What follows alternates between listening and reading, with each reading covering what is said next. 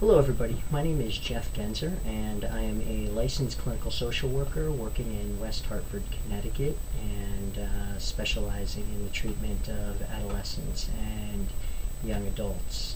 I run a private practice and also am a co-owner of Family Resource and Development Center with a number of excellent clinicians who also service children and adolescents and families in the greater Hartford area. I wanted to take a few minutes and talk a little bit about teen substance abuse and some of the many challenges that both kids and families face with regard to this really challenging social issue. More often than not, I'm faced with a parent bringing a young person in between the ages of 15 and 19 who's struggling with some degree of mood dysregulation as well as substance use, substance experimentation, or a major substance disorder. I wanted to talk a little bit about some of the drugs that are out in the community today so that parents can be a bit more savvy with regard to what the kids are exposed to and have as much information at their fingertips as possible. We do live in a world and a culture that is very medication dependent these days. So there are lots of medications which have major health benefits but can also be very dangerous if in the wrong hands. We've recently been in a national epidemic with heroin abuse and opiate abuse because of the massive amounts of prescription pain medications that are out on the street right now.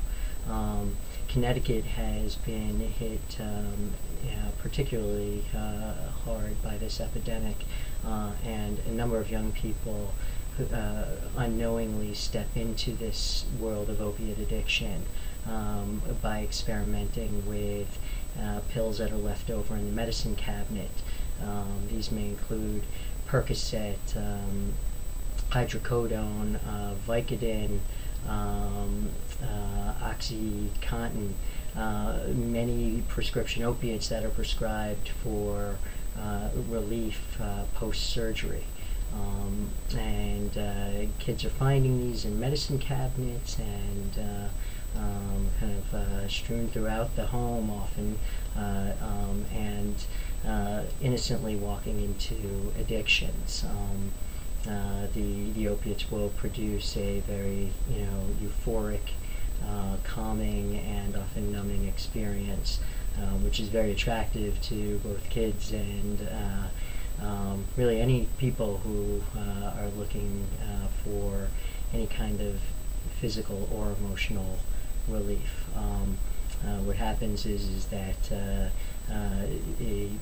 kids take it more and more regularly and end up finding themselves stumbling into an addiction that can't be maintained through the pill abuse, so they'll often find their cravings leading them to heroin abuse. And more recently, we've had some pretty nasty batches of heroin entering the state, laced with fentanyl, and there have been a number of horrible overdoses and deaths.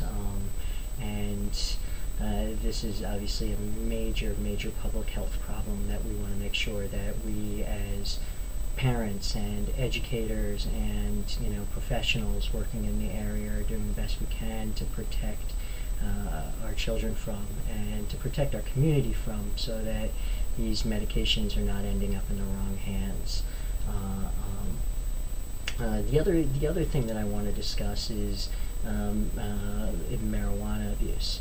Now, marijuana has been there for as long as any of us can remember, and parents and older folks in the community can remember their own exposure to it, either through their own personal use or being in an environment where it's been used. In today's world, due to medicalization and ongoing studies and and creative ingenuity among regular users, we have much higher level concentrates and more powerful levels of THC than previously. So many of these kids that are ending up in my office are not just smoking the marijuana in its herbal form, but they are getting highly concentrated oils and edibles.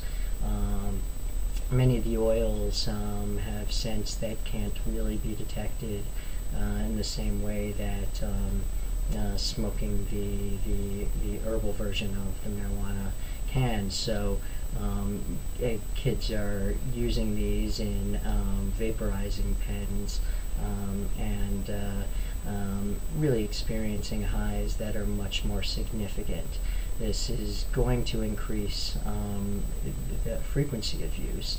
It's going to increase tolerance, and it's really going to challenge the development on an ongoing basis of kids that are using this regularly. Its accessibility is very attractive to the kids. It's much easier for them to obtain this than it is alcohol often. So we want to make sure that we as parents and adults in the community are educated about these concentrated forms and can talk to our kids about this. So you want to talk about concentrates, you want to talk about oils, you want to talk about edibles, you want to talk about dabbing, and which is a way that the